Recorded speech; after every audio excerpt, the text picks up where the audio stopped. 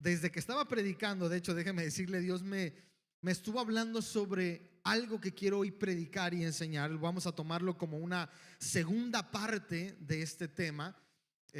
Si usted no vio la semana pasada el tema, no lo escuchó, no pasa nada, sí va a entender el tema de hoy. Aunque sí le recomiendo mucho que si no lo vio, se tome el tiempo de verlo, de ver el tema de la semana pasada, el domingo pasado. Así que quiero empezar, y ahorita voy a explicar por qué, leyendo los dos primeros versículos que nos van a abrir el tema, entender el tema de hoy, ¿ok? Nada más como forma de recordatorio de la semana pasada, vamos a leer Lucas capítulo 15, versículo 17 al 20, NBI. Esto solamente es como para recordar y poder conectar al tema de hoy, ¿ok? Lucas capítulo 15, versículo 17, dice así: y volviendo en sí, está hablando, recuerden, de la parábola del hijo pródigo. Dice: por fin recapacitó y se dijo, ¿cuántos jornaleros de mi padre tienen comida, dice, de sobra, y yo aquí me muero de hambre? ¿Qué más? Dice: me levantaré e iré a mi padre y le diré, papá, he pecado contra el cielo y contra ti. ¿Y hasta ahí es? 19. Dice: yo no merezco que se me llame tu hijo, trátame como si fuera uno de tus jornaleros. Versículo 20 y último. Así que emprendió el viaje y se fue a su padre. Y dice: y todavía estaba lejos cuando su padre lo vio, se compadeció de él, salió corriendo a su encuentro, lo abrazó y lo besó. Ahorita seguimos. Vamos a ver Jonás capítulo 3, versículo 1 al 3. Estos dos versículos lo tratamos la semana pasada. Dice: la palabra del Señor vino por segunda vez a Jonás: levántate y ve a la gran ciudad de Nínive y proclámale el mensaje que te voy a dar. Dice el versículo 3: y Jonás se levantó y se encaminó a Nínive como el Señor le ordenó. Ok, multimedia, nada más ayúdenme con la pantalla de enfrente, por favor. Muy bien, ahora sí, hablando sobre este tema, quiero empezar para poder conectar en esta acción que hablamos la semana pasada, que los dos personajes tuvieron que tener, tanto el hijo pródigo como Jonás. El hijo pródigo, después de todo lo que hablamos, de repente abre los ojos y dice: ¿qué hago aquí? Tengo que regresar a casa. Y el desenlace lo conocemos y fue muy bueno. Jonás, igual desobediente, se va del otro lado, pero Dios permite que el gran pez lo termine escupiendo. Y hablábamos que Nínive no tiene mar, solo tiene un lago, por lo tanto era imposible que el animal lo tirara o lo escupiera a las orillas de la ciudad. Y los que han estudiado geografía dicen, bueno, más o menos hay entre el mar más cercano y la ciudad de Nínive alrededor de 800 kilómetros. Y según el versículo 3, Jonás se levantó y se encaminó, se empezó a moverse hasta Nínive. Tanto el hijo pródigo como Jonás tuvieron que hacer algo: caminar hacia, regresar. Jonás a Nínive, el hijo pródigo a casa del padre. Y es donde yo me quiero centrar esta mañana, porque y es algo que el Espíritu estuvo hablando conmigo esta semana, y aún cuando predicaba yo decía: ¿cuántas veces hemos intentado hacer esto? Regresar, encaminarnos hacia hacer lo correcto. Si eres alguien que está buscando a Dios, decir, o que eres cristiano, mantenerse en el camino, sin salirse, sin apartarse, sin dar un paso hacia atrás. Si estás buscando a Dios, ese cambio de toma de decisiones, de decir, bueno, voy a dejar este tipo de vida para empezar un nuevo estilo de vida. Y la gente que se apartó de Dios o de sus caminos por un tiempo, de repente también lucha. Todos luchamos en esa parte del camino donde decimos: tengo que empezar. Y muchas veces es difícil. No voy a negar. Yo no quiero romantizar el camino de regreso, porque el camino final es el padre con los brazos abiertos, adelantándose, y todo lo de la quesasá, y corrió a su hijo, lo abrazó. Con Jonás Dios predicó, se convirtió a la gente. Es un buen resultado, pero hoy quiero enfocarme un poquito y darle un poquito de esperanza y fe para entender ese camino de regreso. Desde el chiquero, desde el cochinero del hijo pródigo hasta los brazos del padre, hay un tramo. Entre donde se escupe Jonás a Nínive son 800 kilómetros, y a veces ese camino es tortuoso. No te voy a pedir que levantes la mano, pero ¿a cuántos de aquí les ha costado o les está costando caminar de regreso a casa. O mantenerse, porque el cristiano, una vez que se convierte, Dios le exige algo. ¿Sabe cómo se llama? Consagración. Y eso, y entre otras cosas, lo que implica es mantenerse en el camino correcto, sin desviarse. Alguien levanta la mano. ¿Cuántos creen que es bien fácil mantenerse en el camino y bien fácil regresar? ¿Verdad que no? Entonces pregunto, ahora sí levante la mano. ¿Le estoy hablando a la gente correcta esta mañana? Levante su mano ahora sí. A la gente que se le hace complicado de repente. Puro complicado aquí, ¿verdad? Sí, ok. Entonces significa que estamos hablando a la audiencia correcta. No es nunca ni fácil ni rápido. Ni rápido. Esa toma de decisión, y no hablo del perdón de pecados. Dios puede en una sola noche hacer lo que tú has intentado por 20 años y cambiarte y restaurarte. No hablo del perdón del pecado, sino muchas veces de las consecuencias de levantarse, de empezar a cambiar los hábitos, de acercarte a Dios, de hacerte el hábito de leer, de tener intimidad con Dios, de los cambios de actitud, de carácter. Hablo de ese camino. El Padre y su gracia están ahí. Por eso en la parábola del hijo pródigo, Dios actúa de forma rápida y sale a su encuentro. Pero seamos honestos, seamos realistas. Esta semana hablaba con la iglesia de un versículo que habla Santiago, donde dice: esperen pacientemente como el labrador espera la lluvia temprana y la tardía. Y la lluvia temprana es en otoño y la lluvia tardía es en primavera. Estamos hablando de meses de diferencia. Dios nos pide paciencia, pero sobre todo avanzar. Para atrás ni para tomar impulso, como dicen. El pastor siempre canta cuando le toca de repente estar aquí dirigiendo y todo. El pastor cuando canta también siempre le encanta meter un paso más. ¿Se acuerdan? ¿Sabe por qué? Un paso más de fe. Y siempre que dice eso, él dice una frase.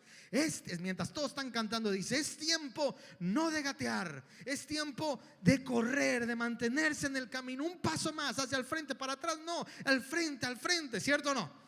Siempre lo dice porque es algo que tiene que estar en nuestra mente. Ir hacia el frente, dar pasos seguros. Amén. Eso es para animar a los demás, a todos, para que vayan hacia enfrente, ¿verdad? Siga, porra, hacia adelante. Pero la realidad es que a veces pareciera que nos entregamos demasiado a nuestra misión y aún así sentimos que es en vano. Esa es la realidad. Porque yo no quiero romantizar ese camino de regreso o mantenerse en ese camino. Aunque es muy bueno porque Dios está ahí con nosotros, pero a veces sentimos que, ¿por qué uso la palabra nuestra misión? Porque yo no sé cuál es lo que tú estás haciendo. A lo mejor si tú estás regresando porque te apartaste un tiempo, yo sé que no es sencillo. Si tú eres alguien que hoy decidiste, o esta semana, dijiste: Señor, ya quiero hacer esto bien, no es sencillo. Y empezamos a hacer cosas, venimos a la iglesia, vamos y hacemos una buena relación con la esposa, con los hijos. Quiero cambiar, pero el hijo parece que te dice: tú no eres mi papá, tú eres un ausente, nunca has estado. La esposa te dice: ya no te amo. Todo quieres hacer bien y parece que no funciona. Lees la Biblia, Dios te habla, pero no te responde lo que estás buscando. Yo sé lo que es eso, cuando estás haciendo tanto y no encuentras una respuesta, o por lo menos no la respuesta que quisieras. Y a veces eso puede ser frustrante, puedes sentir que eso es en vano. Y así justamente debió sentirse, por ejemplo, los discípulos. Imagínate, más de 400 años el pueblo de Israel deseando que el Mesías llegara. Después vienen los famosos 400 años de silencio. Son 4 siglos donde no hay voz de nadie, no hay Mesías, no hay nada, y ellos lo están esperando. Y un día, 400 años después, llega por fin un hombre diciendo: el Mesías viene en camino. Yo no soy digno de desatarle las sandalias de los pies. Y un día se aparece Jesús, y ese Jesús sana enfermos, libera endemoniados, y dice: llegó la hora de hacer esto y aquello. Y todos empiezan a preguntarse: ¿quién es este? ¿Quién soy yo? Jesús le dice a los discípulos: ¿quién dice la gente que soy? Que eres Juan, que eres esto, que eres Elías, que eres Moisés. ¿Ustedes qué dicen? Que eres el Hijo de Dios, eres el Mesías. Amén. Y se muere. Lo suben a una cruz. Entonces El pensamiento, no sé si has puesto alguna vez toda tu esperanza en algo. El jefe me dijo que me va a subir de puesto. El jefe me dijo que este puesto es mío, que y ahora si te esfuerzas, todas las ventas, y esta vez duplicaste tu trabajo, hiciste todo, y de repente les presento al nuevo director o el nuevo gerente de la empresa y no eres tú. Por poner un ejemplo, ¿cómo se siente? Dices, me esforcé y no.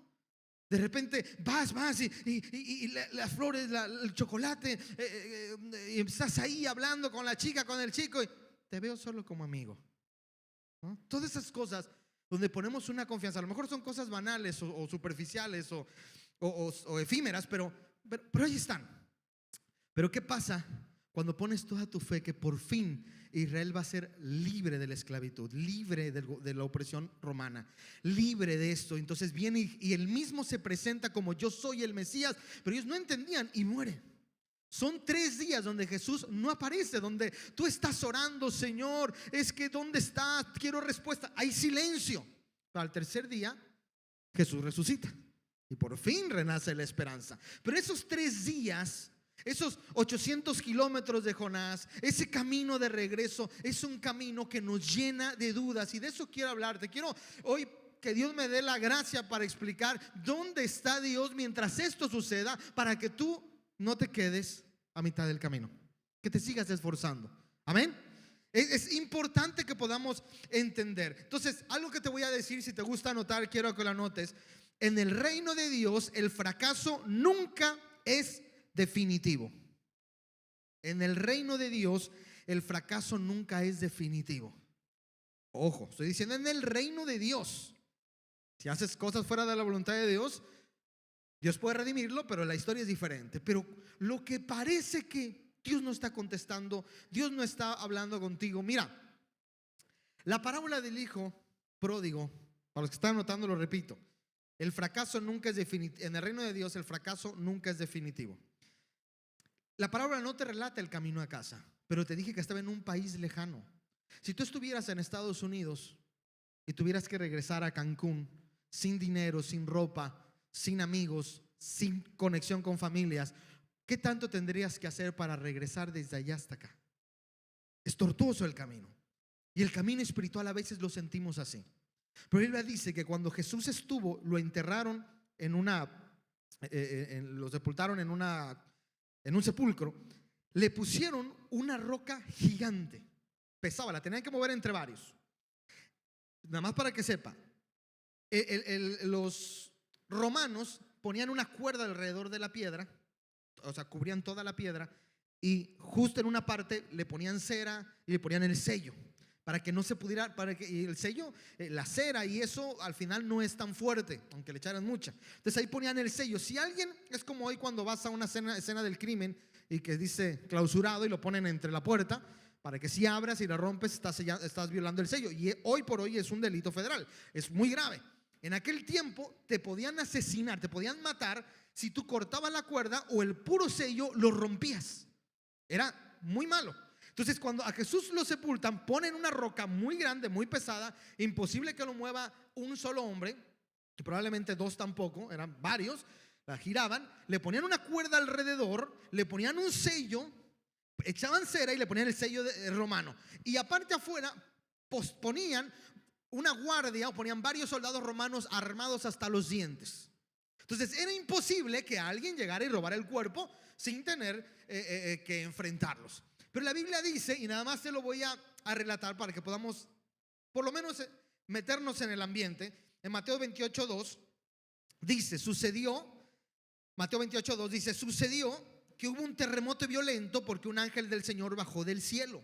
Es una intervención divina totalmente. Se acercó al sepulcro, quitó la piedra y se sentó sobre ella. Su aspecto era como un relámpago, su ropa era como blanca como la nieve, y los guardias tuvieron tanto miedo de él que se pusieron a temblar y quedaron como muertos. Tan tan. Entonces, ¿qué quiero decir? Que todas las intervenciones que Dios va a hacer en tu vida tienen que ser en momentos donde todo es espiritual, todo es de parte de Dios. Si tú te enfocas en si vengo a la iglesia no me va a pasar nada, estás poniendo tu fe en la iglesia. Si yo me pongo no sé, a cantar alabanzas o a hacer esto, tu fe tiene que estar en Dios. Y Dios si cuando Él resucitó lo hizo desde adentro? Dice que un ángel quitó la piedra, quitó el sello, y los romanos dijeron: esto tuvo que haber sido obra de algo más grande. De hecho, reconocían que era el Hijo de Dios. Entonces, entendiendo esto, puedo decirte que no estás solo primero, pero que se puede entender que el camino que hemos decidido, tanto el que busca, el que regresa o el que está en el camino, no es fácil, no es sencillo, pero Dios va a estar con nosotros. ¿Qué quiero decir para poder entrar de lleno al tema? Aunque la parábola del hijo pródigo es una historia y no fue real, todo el camino del hijo pródigo, desde el cochinero hasta los abrazos del padre, Dios estuvo presente. ¿Cómo? Hoy vamos a entenderlo. Con Jonás, lo dejó caminar descalzo y como sea y se haya ido, pero Dios los 800 kilómetros estuvo con él. De la misma forma, Dios está contigo cuando tomas una decisión de hacer las cosas diferentes. ¿Bien hasta aquí? Levante su mano si me estoy dando a entender con esto.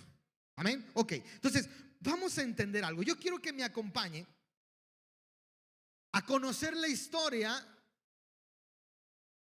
que creo yo que ninguno de nosotros ha vivido, por lo menos no en tiempo. Éxodo capítulo 3 versículo 1. Yo sé que también es una historia como la del hijo pródigo conocida, que se conoce mucho, pero quiero resaltar unas cosas que son muy, muy interesantes. Éxodo capítulo 3 versículo 1. Un día Moisés estaba cuidando el rebaño de Jetro, su suegro, que era sacerdote de Madián, y llevó las ovejas hasta el otro extremo del desierto hasta llegar a Horeb, la montaña de Dios. Y estando allí, el ángel del Señor se le apareció entre las llamas de una zarza ardiente. Moisés notó que la zarza estaba envuelta en llamas, pero que no se consumía. Así que pensó: qué increíble, voy a ver por qué no se consume la zarza. Y cuando el Señor vio que Moisés se acercaba a mirar, lo llamó desde la zarza: Moisés, Moisés, aquí estoy, respondió. Ok, esta es una historia que conocemos, pero quiero resaltar algo. Moisés para este momento de su vida tenía 80 años. 80 años. 80 años en las cuales probablemente, y yo sé que me vas a entender, sentía que había desperdiciado su vida. Imagínate, él no sabía que él iba a vivir 120 años. No sabía. Pero hasta ese momento tenía 80 años. Yo no sé si alguien aquí tiene o ya pasó los 80 años o tiene 80 años, pero es mucho tiempo. Muchos de aquí, yo creo que la mayoría, no llegamos a los 80. ¿Y cuántas cosas hemos hecho en nuestra vida? Muchas, generalmente, secularmente. Ahora imagínate a alguien que tenía la noción de que Dios lo había escogido, que no sabía qué es lo que iba a hacer realmente, pero había nacido para algo especial. Le habían dicho que él probablemente iba a libertar a Israel. Había una promesa dada a Abraham donde le decían que después de 400 años ellos iban a ser libres. Y el pueblo de Israel estaba esclavo en Egipto. Estuvo esclavo en Egipto 210 años. ¿Sabe qué es que 210 años estés esclavo? Ya había los otros 400 años, porque en total estuvieron 430 años. No estuvieron los 430 esclavos. Estuvieron primero, eran amigos del faraón, les dieron tierra, normal. Después se levantó un hombre, un faraón que no conocía a José, etc. Entonces, estuvieron 430 años, pero de esos 210 años fueron esclavos. Entonces, le habían dicho a Moisés: Moisés, tú eres especial. Mataron a todos los niños, pero a ti te salvaron. Mira, fuiste criado en el palacio. Tan es así que un día Moisés se levanta y ve, por fin se entera de su verdadera identidad, que él no es egipcio. Y le dicen: tú eres hebreo. Y ve que está un egipcio atacando a un hebreo y lo mata. Eso es lo que sucede cuando tú tomas los planes de Dios por tu propia mano. Lo mata. Se pone a favor, él debería estar a favor de los egipcios. Pero entonces alguien lo descubre, se da cuenta que el faraón lo quiere matar, lo quiere encarcelar, y él huye.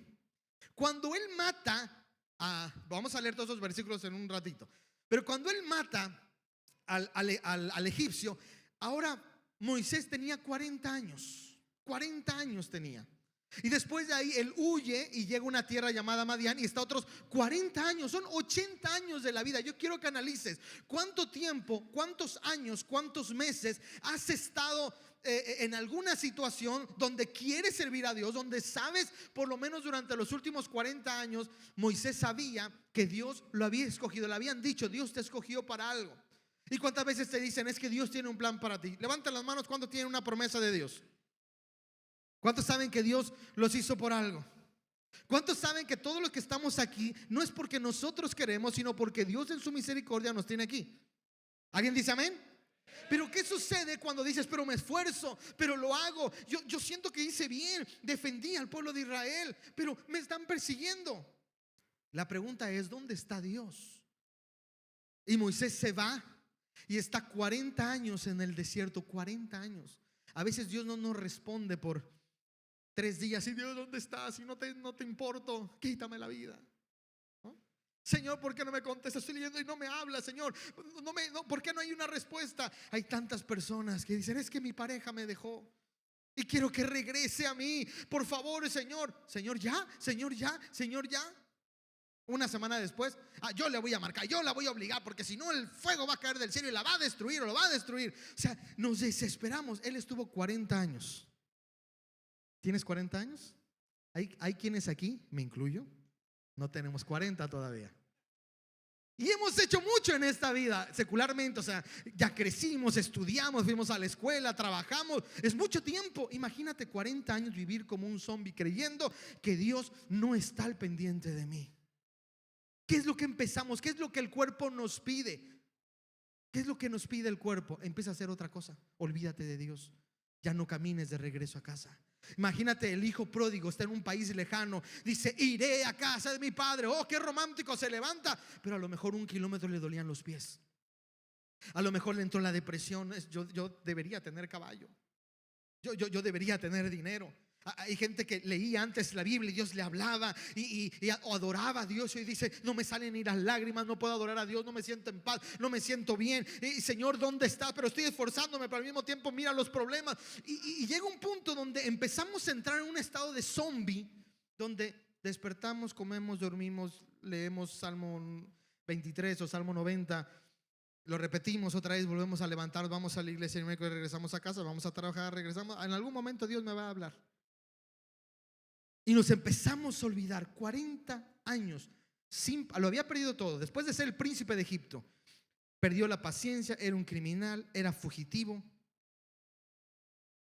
¿Y qué es lo primero que pasa cuando nos sentimos así? Lo mismo que pensó el hijo pródigo: me voy a cuidar cerdos.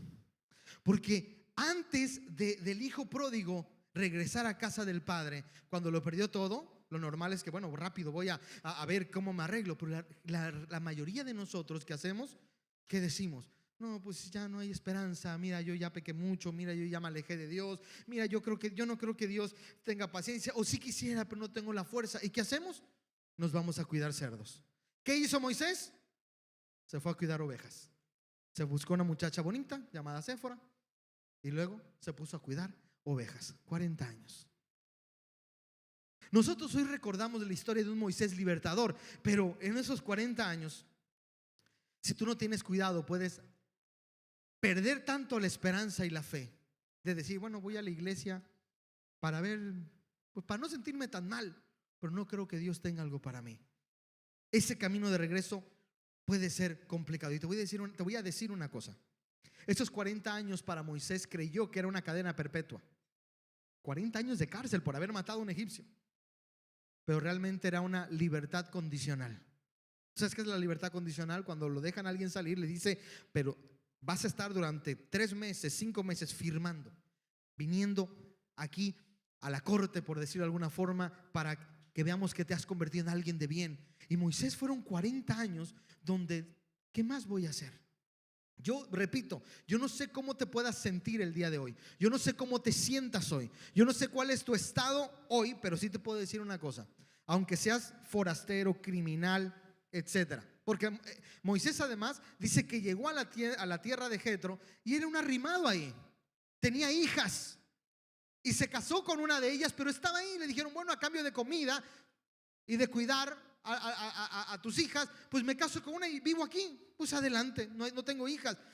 Mira, muchas veces creemos que nuestro único propósito es ir al trabajo, casarnos, tener hijos y estar en la iglesia y esperar a ver en qué momento Dios hace algún milagro conmigo, a ver si Dios me usa, o a ver si Dios hace algo más allá conmigo.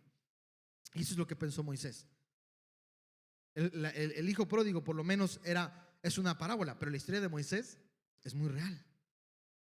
80 años, a los 80 años a lo mejor él dijo: no, yo creo que ya mi vida, ya libertar a Israel a mis 80, a lo mejor iba a vivir 10 años más. Y yo quiero que leas esto, porque a mí esto, los que conocen la historia van a entenderlo desde ahora. Que veas Hechos capítulo 7, versículo 20. Moisés estaba forastero, trabajando en algo diferente, ya no era príncipe, sin dinero, pastor. Pero Hechos capítulo 7 al 20 nos va a hablar de quién era Moisés, en quién se convirtió Moisés. Dice, en aquel tiempo, está contando la historia, es Hechos capítulo 7, versículo 20, hasta el 25, nos relata la historia de Moisés. Y dice, en aquel tiempo nació Moisés y era hermoso a los ojos de Dios desde que nació. Por 3 meses se crió en la casa de su padre real. Dice, y al quedar abandonado, la hija de Faraón lo adoptó y lo crió como a su propio hijo, él ya siendo príncipe de Egipto. Y así Moisés fue instruido en toda la sabiduría de los egipcios. Y anote lo siguiente, y dice, y era poderoso en palabra y en obra. Vamos a dejarla hasta ahí, ahorita regresamos. ¿Cómo era Moisés? Sabio, poderoso en palabra y en obra. ¿Y qué es lo primero que nos acordamos de Moisés cuando lo llama en la zarza? ¿Qué era qué? Tartamudo. ¿Cierto o no? Lo primero que recordamos es que Moisés era tartamudo. Escuche, ¿usted sabe por qué alguien puede de repente empezar a ser tartamudo? Por un trauma, por una herida en el alma, algo que sucede en su vida que lo hace ser tartamudo, una presión, un montón de cosas. Hay gente que no era tartamuda y que se hace tartamuda. Yo personalmente he conocido gente así.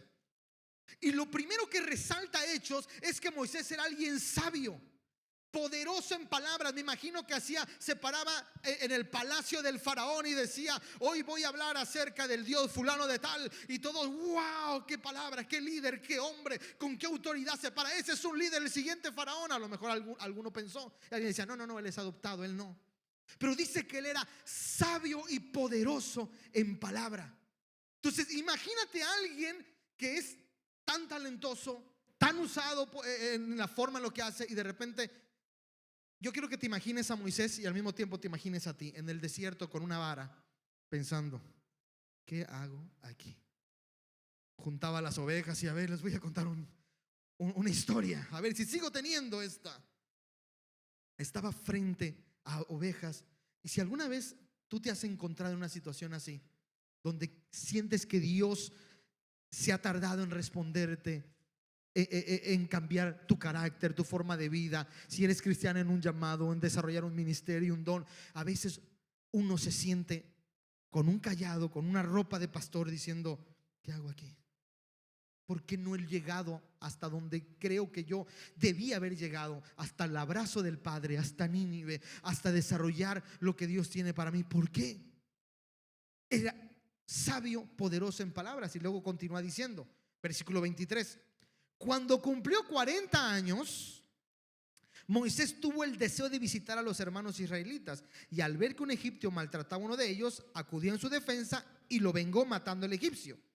Moisés suponía que sus hermanos reconocerían que Dios lo iba a liberar por medio de él, pero ellos no lo comprendieron así. Le dijeron: Moisés, no sirves para esto. Él pensó: con esto iniciaré la revolución de los egipcios y vamos a liberar a Israel. Y le dijo Dios: no es tu tiempo. 40 años tenía Moisés cuando él dijo: a partir de ahora voy a servir al Dios de los cielos. 40 años él estuvo sirviendo a los dioses de Egipto, porque probablemente él no conocía la Biblia o la Torah en su momento, no conocía lo que era el Dios verdadero. Él pensaba que era un egipcio. En algún punto de los 40 años alguien le dijo: no eres eso, Moisés. Él estaba totalmente llamado para ser libertador de Israel, pero los primeros 40 años él no amaba, por decirlo así, a Dios de la forma que Dios quería. 40 años, y él se entera y entonces dice: ok, ya me enteré, voy a hacer las cosas bien. ¿Cuántas veces te ha pasado así? Que Dios, que tú te enteras a través de la palabra. Dios me dice que me consagre más, Dios me dice que predique, o Dios me dice que haga este cambio en el carácter, que Dios va a restaurar mi matrimonio, que Dios va a restaurar esto, que Dios me va a bendecir, que va a pasar. Ahora sí, Señor, aquí estoy listo, voy a obedecerte. Y te paras a obedecer y dices, familia. Yo tuve una situación así de una de las iglesias remanentes, que una señora de, creo, 70 años ya o 65 años ya, que toda su vida se había dedicado a venerar y adorar ciertos ídolos, imágenes, etcétera. Y de repente escuchó uno de los hermanos, le predicó el evangelio y dijo: este es el Dios verdadero, este es el Dios al que yo quiero seguir. No más voy a hacer esto. Y agarró todas sus estatuas y lo que tenía y dijo: no más, voy a adorar solo a Dios. Y juntó a todos sus hijos, 70 años la señora, más o menos 65 por ahí. Juntó a todos sus hijos y les dijo: hijos, ya no soy así, ahora voy a ser así. Y dijo: ahora sí todos van a decir: vamos contigo, mamá, a la iglesia. Todos sus hijos, o no sé, porque uno piensa, voy a hacer las cosas bien. Y los hijos, la mitad se dividió y le dijo: ya no vamos a ir a tu casa, ya no, ya eres nuestra madre y te respetamos, pero y hay una lucha y hay un pleito que hay en casa. Y la señora: firme, es mi casa, y si quieren, si no vengan, no vengan. Así se puso. ¿No quieren venir? Los estimo, los amo, la puerta está abierta siempre para ustedes, pero yo no voy a hacer lo que ustedes quieran. Pero no es fácil. No es fácil estar casi 60, 70 años de alguna forma y de repente pararte por Cristo y pensar: ahora sí todo va a estar bien, y todo se pone mal. ¿Te ha pasado así o no? Moisés por primera vez a los 40 años aproximadamente escuchó que lo que estaba haciendo era malo, que él no debía adorar a esos dioses porque los egipcios tenían cientos de dioses, que no tenía que hacer esto, que él tenía que libertar, que tenía que hacer esto. Y él dijo: hermanos israelitas, yo los voy a liberar. ¿Quién te puso a ti sobre juez sobre nosotros? ¿Nos vas a matar como mataste al egipcio? Órale, córrelo, te acusamos con Faraón. Y Moisés huyó. Y ahí es donde entra. ¿Y qué voy a hacer? Muchas veces tú intentas regresar, hacer ese camino, empezar a avanzar, pero la cosa no está tan fácil. Y sientes que no es lo correcto, sientes que yo creo que me equivoqué, yo creo que no es lo que Dios quiere. Y entonces empiezas a cuidar ovejas. Y entonces empiezas, que Dios no le dijo que, yo no estoy diciendo que haya sido pecado cuidar las ovejas, sino que no era su propósito, pero aún en medio de eso Dios lo aprovechó para trabajar con su carácter. Y ahorita le explico eso. Y luego dice, vamos a saltarnos al versículo 29. Al oír esto, Moisés huyó a Madián, cuando mató al egipcio y le dijeron: tú no eres esto. Y allí vivió como extranjero y tuvo 2 hijos. Y luego dice: pasados 40 años, o sea 80 años ahora, se le apareció un ángel en el desierto cercano al monte Sinaí, entre las llamas de una zarza ardiente. Ok. ¿Por qué Dios permite? ¿Por qué Dios? Escúcheme bien, porque aquí voy a intentar acomodar algunas piezas. ¿Por qué Dios no agarró al hijo pródigo y le dijo: bueno, ya lo estás intentando, te mando una carroza para que vaya por ti y te traiga de regreso al padre? ¿Por qué Dios no agarra a Jonás y le dice: mira, bueno, ya sufriste mucho en el pez, te voy a levantar y ¡pum!, te voy a traspasar directamente a Nínive? ¿Por qué camina los 800 kilómetros? ¿Por qué Moisés está 80 años sin hacer lo que Dios lo quería que hiciera? ¿Por qué?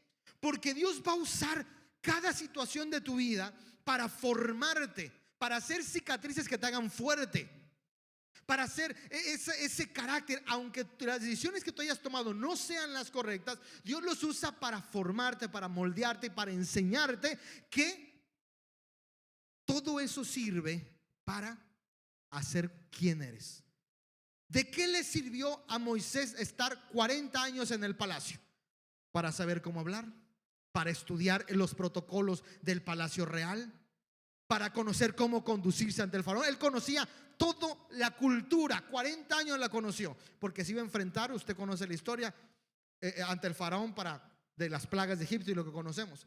¿Para qué le sirvió a Moisés estar 40 años en el desierto? Iba a pasar otros 40 años en el desierto, pero esta vez con Israel y cumpliendo su propósito. ¿Qué conoció en esos 40 años Moisés? ¿Cómo cambia el clima? Las rutas, la gente que vive en esos lugares, el tipo de gente que está ahí. ¿Cómo? ¿Sí me está siguiendo? 40 años, 80 años. Y le voy a decir una cosa todavía más impresionante. Durante 80 años Moisés no conoció al Dios, por lo menos que iba a ser su Dios. real y verdadero y personal los últimos 80 años de su vida. Porque los primeros 40 años estuvo rodeado de todos los dioses de Egipto y tenía que hacer todo lo que la cultura hacía, que es largo de hablar. Y los siguientes 40 años estuvo con Jetro, o con Jetro, su suegro, que era sacerdote de Madián. Probablemente Jetro era hijo de Abraham y Cetura, una segunda esposa que tuvo Abraham cuando murió Sara. La enterraron y se casó con Cetura. Entonces de ahí sale probablemente Jetro. Entonces hay probabilidades de que él haya amado a Dios, también un sacerdote, como en el sentido de que sí adoraba al Dios Altísimo. Pero hay otros tantos, incluso el Corán anuncia a Jetro como un sacerdote de otro tipo de religión. Hoy no hay claridad, pero lo que te puedo decir es que por lo menos no era el Dios de Moisés, el Dios personal. Porque 40 años estuvo en Egipto y 40 años estuvo con su suegro, que también era de otra religión. Pero a los 80 años se le aparece Dios y le dice: yo soy, te he hablado. Moisés, quítate la sandalia de tus pies. Hoy quiero tener una relación contigo y explicarte por qué estos 80 años ha pasado lo que ha pasado. El camino de regreso a casa, el camino de mantenerse, el camino de ser obediente a Dios, esa larga obediencia, vamos a llamarle así. De hecho, creo que vale la pena decir, esa larga obediencia vale la pena cuando creemos en que Dios está todo el tiempo ahí. Moisés todos los 80 años se preguntó, imagínate, 40 años no sabía de él, pero a los 40 años que se enteró por lo menos un poquito, la primera vez ha de haber preguntado: Dios, ¿por qué permitiste que yo estuviera adorando a tantos dioses? Y Dios en silencio, en ese momento no le respondió todavía. Después, cuando lo mataron: Señor, pensé que yo era el libertador. Se fue 40 años y estuvo en el desierto. ¿Cuántas veces Moisés estuvo sentado en una roca en el desierto, sin nada, con puras ovejas, porque se iban de hasta el otro lado, y pensando: ¿qué hago aquí? ¿Por qué Dios no me saca? ¿Por qué Dios no me si soy el libertador de Israel, ¿por qué no regreso a Israel a libertarlo? ¿Qué hago aquí? ¿Será que mi vida está desperdiciada? ¿Será que esto va a ser así? ¿Me voy a morir? ¿Será que me va a morder una víbora o me va a dar una enfermedad? ¿O qué va a pasar conmigo? ¿Qué tanto pasaba en su cabeza? ¿Qué tanto pasa en la tuya? Cada vez que intentas cambiar, hacer, y aún así sientes que Dios no responde al momento, sientes que algo se tarda, Dios está trabajando contigo. Eso no tengas la menor duda. No hay persona que sirva a Dios que no tenga heridas, incluso fracasos. Y con fracasos no hablo de algo malo, sino de momentos que, bueno, esto sucedió, no es lo que yo esperaba, pero Dios siempre ha estado ahí. Mire esto. ¿Voy bien hasta aquí?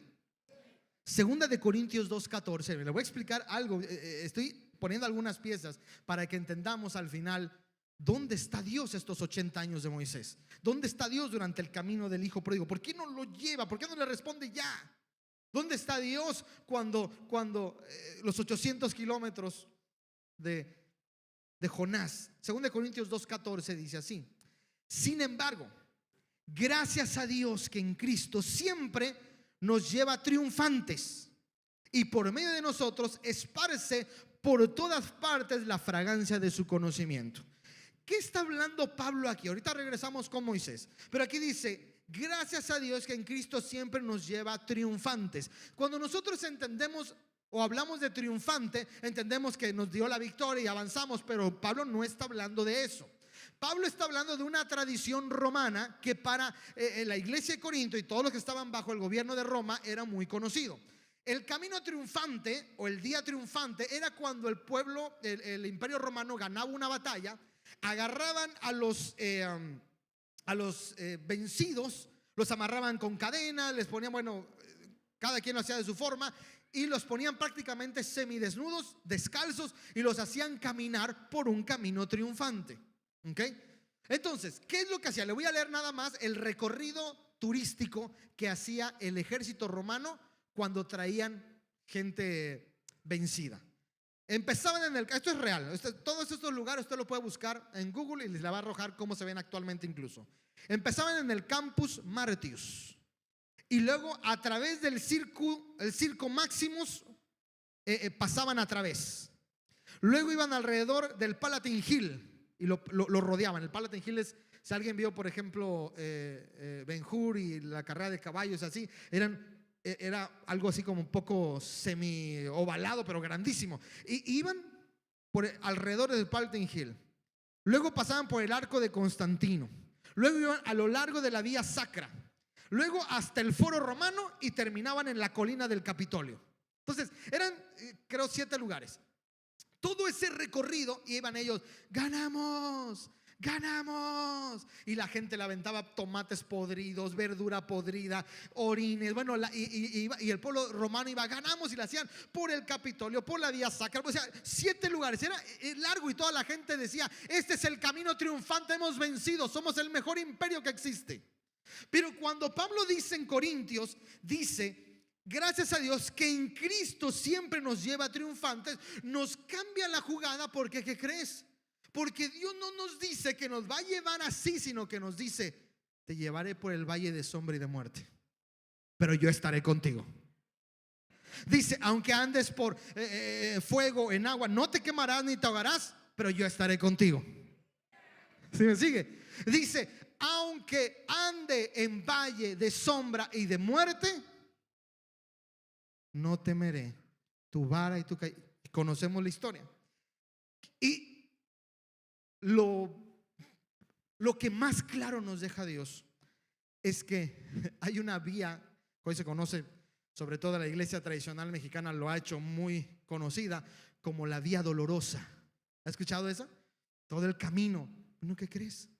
Ese camino nos lleva a otro lugar difícil, al monte Gólgota. Pero ese lugar nos lleva al lugar más importante del cristianismo, a los pies de Cristo. Entonces, el camino triunfante que nos está hablando Pablo es a través de Cristo. Dice, no tiene que ver como lo hacen los romanos, que se despliegan y hacen. No, a través de Cristo puede ser a través del valle de sombra y de muerte, a través de la vía dolorosa, a través del agua, del fuego. Pero todo esto nos lleva a Cristo, que nos hace estar en la cruz, ser lavados por su sangre y resucitar junto con Él. Entonces eso nos lleva a pensar que todo es dolor, dolor, dolor. No, son inclemencias del tiempo, momentos difíciles, pero en todo el tiempo Dios está con nosotros y nos lleva a la vida eterna. ¿Sí me está siguiendo hasta aquí? Entonces esto nos lleva a entender que Dios puede estar o parece estar en silencio. Solo tenemos que levantarnos del cochinero, salir del mar y decir, voy a seguir. Y aunque ya me duelan los pies, aunque sienta que no puedo, aunque en medio de mi consagración a Cristo siento que a veces no se me hace fácil, siento que mi carácter, pero yo sigo porque sé que aunque a veces no lo escucho, Dios está conmigo. Y cuando entendemos eso, podemos avanzar creyendo que Dios es real. Yo recuerdo una vez haber estado orando con Dios y yo no sentí al Espíritu para nada. Dios, de esas cosas que sientes que estás hablando solo. Y hablaba y Dios, y de repente algo en mi espíritu. Fue la primera vez que me ocurrió esta situación, y de ahí ahora es para mí una costumbre cuando me pasa. Y yo le dije, Señor, siento que estoy hablando solo con la pared. No digo que no seas real, pero por lo menos no está siendo palpable en mi vida, en mi oración. No sé si estás. Y en eso Dios en mi corazón, no digo con una voz audible, pero en mi corazón me dijo, pero yo siempre estoy. Agradece aunque no me sientas.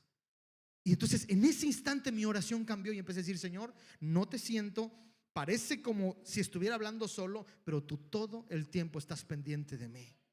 Así que gracias te doy, y cuando tú quieras voy a escuchar tu voz y me vas a hablar. Eso tiene una palabra en la teología que ahorita voy a hablar acerca de eso. Tiene por qué Dios se comporta así. Lo primero, antes de hablarte de eso, porque voy a empezar a cerrar algunas cosas, te quiero comentar. Moisés, escúcheme bien, porque yo creo que esto es lo que puede partir nuestra cabeza. Estuvo 80 años viviendo en la monotonía. 80 años donde sintió que Dios no era Dios que le habían prometido que era. 80 años. Hasta que a los 80 años se prende una zarza y le dice, Moisés, aquí estoy, quítate la sandalia, y conocemos la historia. Y le habla y escucha una voz y él dice, ¿por qué eso no se quema? 80 años. 80 años estuvo en la monotonía hasta que eso sucedió. Los eruditos judíos, los rabinos, por mucho tiempo debatieron. Esto suena irrisorio, pero es real. Debatieron sobre por qué Dios se apareció en medio de la nada a sus 80 años y a través de una zarza. La zarza no es los mejores árboles que existen, o las plantas o arbolillos, no, nada. De hecho, se prenden muy fácil, son huecos en algunas partes, o sea, no es nada bueno. Y decía, la zarza es, ¿por qué no un cedro? Un animal, un olivo, algo más importante. ¿Por qué una zarza? Y después de tanto debatir y hablar, llegaron a la conclusión, los eruditos judíos, de que Dios lo único que quería mostrar es que su presencia está en todos lados, aún en medio del desierto y a través de una zarza. Esa fue la conclusión de los rabinos. Ya lo sabemos tú y yo, ¿sí o no? Dice, eso ya lo sabía, pero para ellos es que ¿por qué? Porque Dios quería mostrar que Él lo llena absolutamente todo. Los 80 años estuvo con Moisés. Y anote lo siguiente, porque esto tiene una definición teológica que ahora sí espero podamos entenderlo. La palabra teológica para esto es inmanencia. Inmanencia. Ahorita la explico. Y es el complemento de trascendencia. Por si alguna vez te has preguntado, ¿dónde está Dios cuando no me responde? ¿Dónde está Dios cuando no lo siento? ¿Dónde está Dios? La conclusión de los eruditos era: ningún lugar en la tierra está desprovista de la presencia de Dios. Cuando hablan de la zarza. Ahora, ¿qué es la inmanencia? Mire, le voy a explicar rápido. Es la creencia de que Dios está presente y activo dentro del mundo creado, en lugar de estar separado de él. O sea, se refiere a su presencia dentro de su creación, aunque permanece diferente a ella. Sé que no se entiende mucho, solamente lo digo así, pero ahora te lo voy a decir un poquito más claro. ¿Qué significa? Te lo voy a leer para que no se pierda nada de la definición.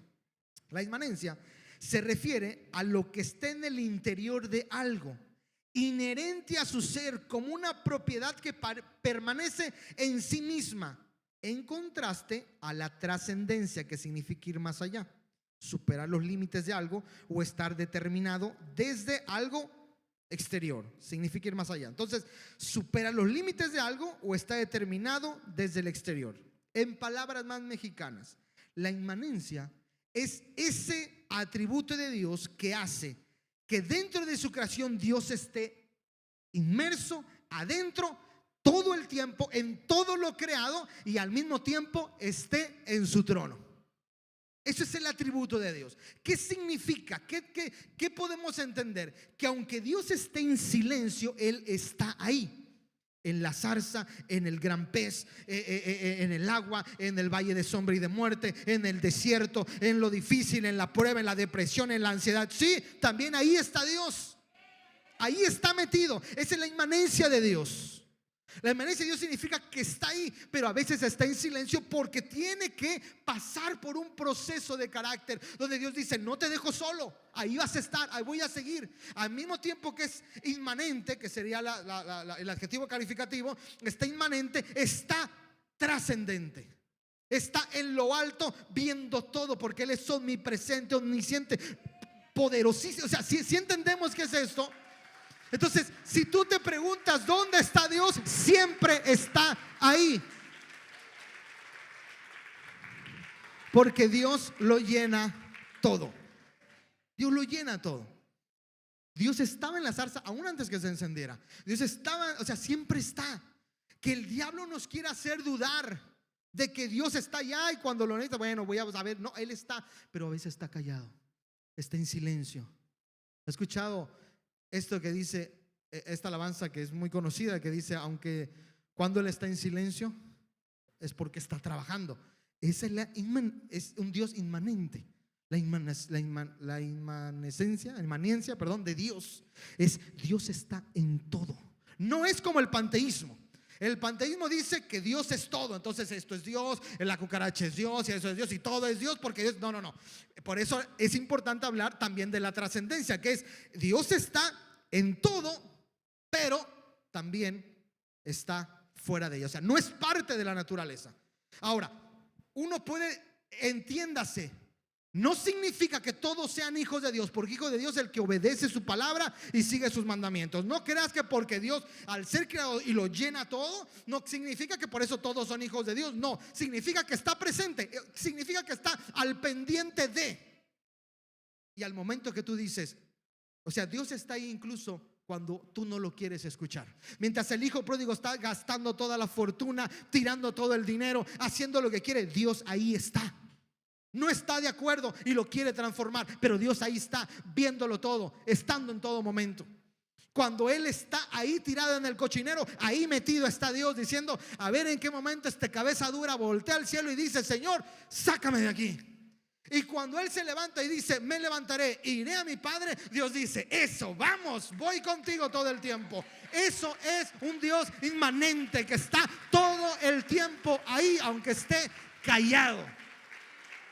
Dios estuvo con Moisés los 80 años desde que fue arrojado al mar, al río Nilo. Ahí estuvo y Dios cuidó en su perfecta voluntad a que ningún cocodrilo se lo comiera, aunque no se ahogara. Su cesta estaba llena de brea, no entró agua, no se hundió y fue adoptado en una casa que no era la suya. Pero además tuvo de nana 3 meses y le dio pecho.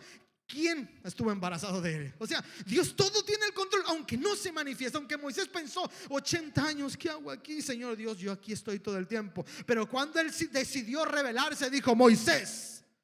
No sabemos el resto de la plática, o no toda la plática, pero a lo mejor le dijo, Moisés, los 80 años todo el tiempo estuve contigo. ¿Quieres una prueba? Esto, y a lo mejor le contó detalles que nadie más sabía. No sabemos, pero le hizo sentir que los 80 años no estuvo abandonado. Cuando tú decides tomar regreso a casa, cuando tú decides mantenerte en el camino, cuando tú decides caminar esos 800 kilómetros, Dios te dice, aunque no me sientas porque los afanes, la vida y la desobediencia, yo estoy pendiente. Y aún si alguien decide apartarse de Dios y terminar en un lugar de castigo, Dios va a decir, todo el tiempo estuve presente. Eso es un Dios inmanente. ¿Sí me van siguiendo hasta aquí? Y por fin se le aparece, porque Dios es un Dios altísimo, pero cercano también. Y aquí viene la historia, voy a empezar a terminar. Moisés pregunta, estoy resumiendo bastantes cosas. Dios le dice, ahora sí, Moisés, es tiempo de ir a libertar. Y él le dice, ¿y quién soy yo? ¿Quién soy yo para hacer eso? Señor, ¿quién soy yo para regresar a Egipto? Y Dios le dice, yo soy el que está, quien está conmigo, nadie puede estar contra ti, etcétera. Éxodo 4:2. Él empieza a preguntar, Señor, ¿por qué yo? Después de 80 años, Moisés.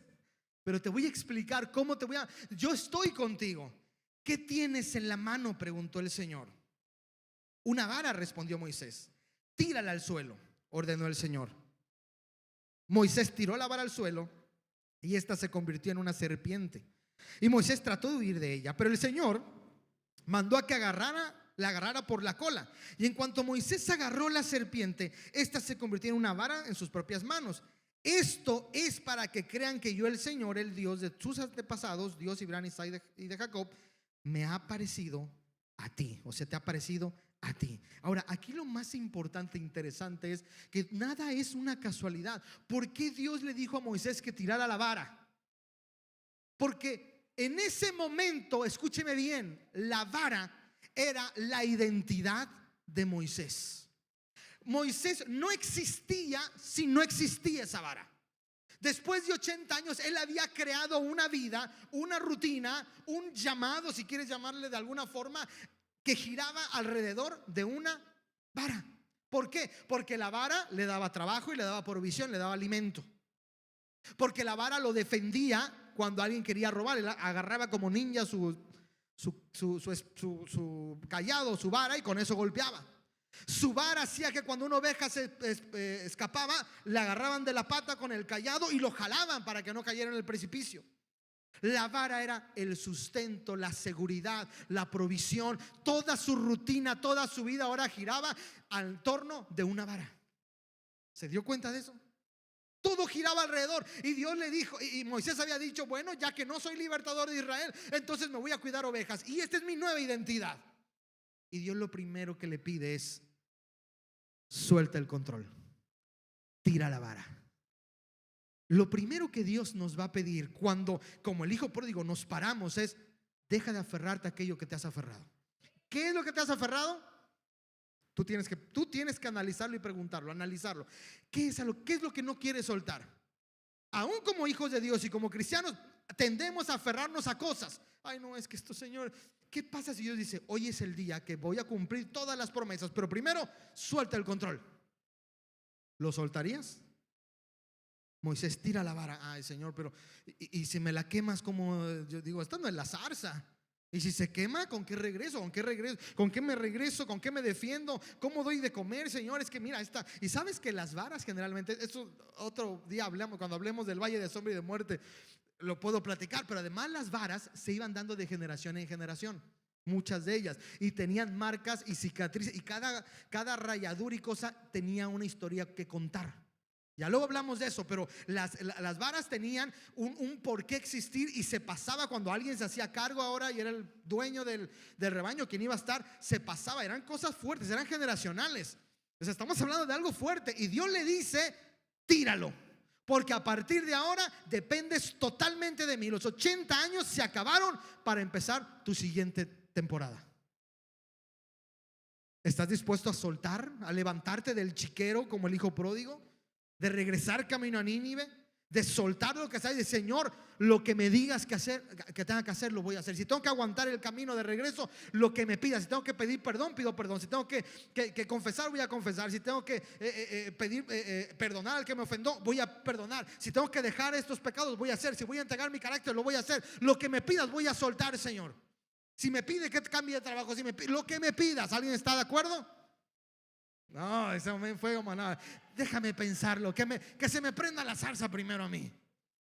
Vuelvo a preguntar, ¿alguien está de acuerdo? Los que no, que Dios siga trabajando con ustedes.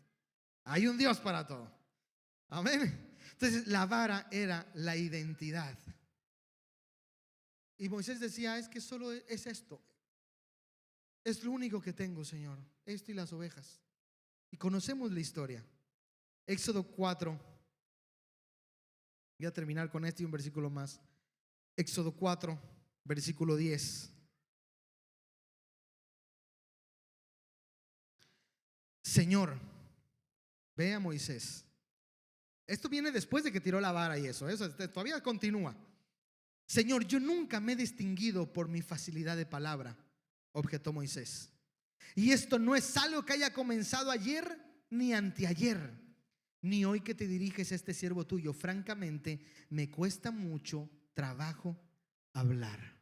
Espera, es que Hebreos nos está diciendo que él era sabio, poderoso en palabra, pero él está diciendo, Señor, es que francamente soy tartamudo. ¿En qué momento? ¿Qué traumó a Moisés? ¿Qué lo hizo empezar a tartamudear?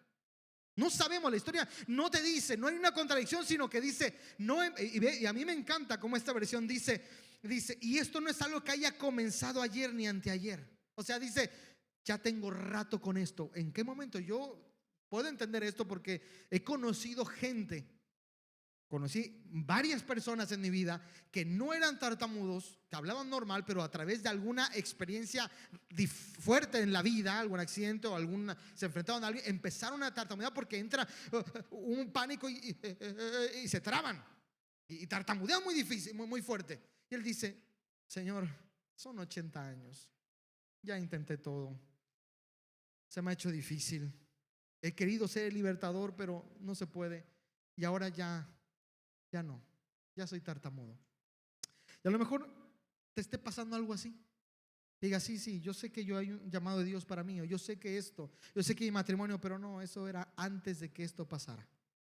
Antes de que yo cometí este pecado, y ya no hay vuelta atrás. Yo lastimé a mi esposa, yo lastimé a mi esposo.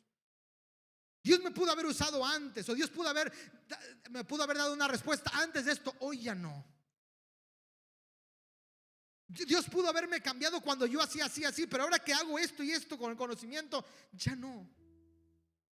Señor, yo antes era poderoso, sabio y hablaba ante todo como en el palacio de Faraón, pero ya soy tartamudo. Y entonces Dios responde, ¿y quién le puso boca al hombre? Versículo 11. ¿Alguien dice amén? ¿Y quién le puso boca al hombre?, respondió el Señor. ¿Acaso no soy yo el Señor quien lo hace sordo o mudo, quien le da la vista o se la quita? Anda, ponte en marcha, otra vez como al hijo pródigo, otra vez como al de Nínive. Ponte en marcha, que yo te ayudaré a hablar y te diré lo que debas decir. Hoy Dios te dice: ponte en marcha, yo te diré cuándo parar. Tú avanza, avanza, no decaigas. Sigue, sigue, sigue, sigue. No dejes que se te vaya las fuerzas. Dios está ahí.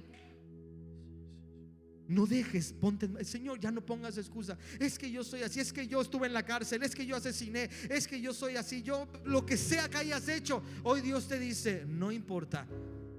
¿Acaso no le di boca al hombre? Sí, hoy Dios puede decir: Señor, es que soy pecador. ¿Acaso no morí en la cruz para salvarte? Señor, es que ahora tengo este defecto. ¿Acaso no soy el Dios que se llevó todas las llagas y enfermedades? ¿Acaso no soy yo el que dices: es que mi depresión, mi ansiedad no me deja? ¿Acaso Dios no es el que lo llena todo? Elías estaba deprimido: Señor, ya no quiero. Y Dios le dice: levántate, ponte en marcha. Hay 7,000 rodillas que no se han doblado y los vamos a ungir para que se levanten, que estén en contra de Baal. En la Biblia vas a encontrar gente ansiosa, deprimida, pecadora, asesina, adúltera, de todo, pero que cuando regresan a Dios, Dios les da un nuevo propósito y les dice: bienvenido a casa. Otra vez la parábola del hijo pródigo. La quesasá es donde Dios dice: ven a mis brazos que te estoy esperando. Denle un fuerte aplauso al Rey de Reyes, porque lo que ayer fue una parábola, hoy lo vemos en una historia real. Póngase de pie para leer el último versículo, y lo vamos a encontrar en Filipenses 2:13. Filipenses 2:13. Y es lo que yo quiero que sea tu oración esta tarde. Filipenses 2:13 dice: pues Dios, ¿quién es? Diga conmigo: pues ¿quién? Pues ¿quién? Dios es quien produce en ustedes tanto el querer como el hacer, para que se cumpla su buena voluntad. Si Dios te tiene en este lugar, es porque Dios así lo decidió. Él te llamó con sus cuerdas de amor. Hay segundas oportunidades, terceras, cuartas y quintas, para aquel que se levanta del cochinero y dice: Señor, voy a los brazos del Padre. Dios siempre está pendiente. Dile: Señor, lo que si tú estás en este lugar es porque no es porque de ti nació. Hoy me dio ganas de buscar a Dios. No, Dios puso en ti ese deseo de buscarle y ese querer venir hasta acá y decir: Señor, ¿qué tengo que hacer? Que Dios te dice: tira la vara, tira el control. Si alguna vez dudaste dónde está Dios, no te olvides que Dios es inmanente. Significa que está todo el tiempo ahí. Aunque se manifieste, aunque tú ores y sientes: es que no me escucha, es que no estás entendiendo que Él, aunque está ahí arriba, también está pegado a ti. Él está cerca de ti, Él está en toda la creación, porque Dios es el creador de todo. ¿Alguien dice amén? Levante sus manos ahí, dile: Señor, aquí estoy. Dile, levanta sus manos. El que está en todo no significa que todos son sus hijos, no, solo está al pendiente, su creación. Levante sus manos y dígale: Señor, aquí estoy. Tuve tantas dudas, pero hay camino de regreso a casa. Me mantengo en el camino. Haga esa oración. Diga: Señor, no dudo de ti. Aunque sean 80 años, tú estás al control. Dilo.